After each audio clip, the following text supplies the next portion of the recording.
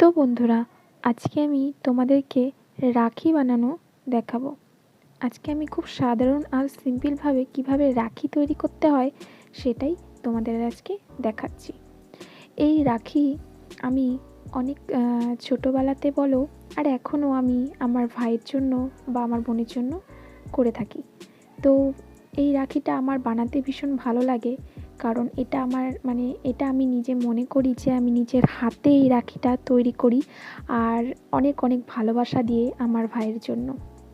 তাই যতই আমার বাড়িতে যখন আমার বাবা আমার জন্য রাখি এনে দিত ভাইয়ের জন্য পরানোর জন্য, তো তারপরেও আমি এরকম উল দিয়ে আমার ভাইয়ের জন্য রাখি তৈরি করতাম, কারণ আমার এটা ভালো লাগতো যে নিজের হাতে আমার ভাইয়ের জন্য আমি একটা রাখি তৈরি করে ওকে পরাই।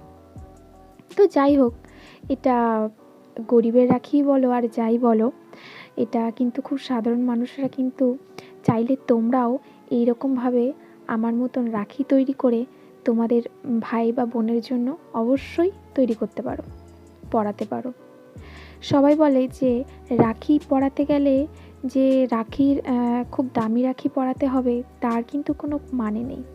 সেই রাখি বন্ধনের দিন যদি একটা সুতো হাতে বাঁধা যায়, তাও সেটাই কিন্তু রাখিই হয়, একটা ভালোবাসার বন্ধন কিন্তু সৃষ্টি হয়।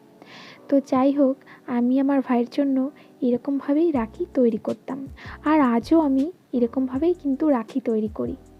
তাই আমি ভাবলাম যে কিভাবে আমি রাখিটা তৈরি করছি সেটা তোমাদের একটু দেখিয়ে দিই। তোমাদের যদি ভালো লাগে তাহলে তোমরাও অবশ্যই এরকম একটা রাখি তৈরি করবে তোমাদের ভাই বোনের জন্য। তো যাই হোক, চলো তাহলে দেখে নাও কীভাবে আমি রাখিটা বানাচ্ছি। আশা করি তোমাদের ভিডিওটা ভালো লাগবে, আর যদি ভালো লাগে তাহলে অবশ্যই আমাকে কমেন্টে কিন্তু জানাবে যে তোমাদের এই ভিডিওটা কেমন লাগলো।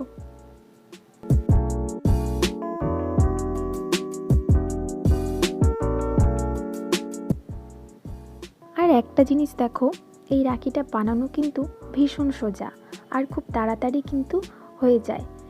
এই রাখিটা কিন্তু খুব সিম্পল আর খুব সাধারণ কিন্তু একটা রাখি, কিন্তু দেখতে কিন্তু ভীষণ সুন্দর হয়।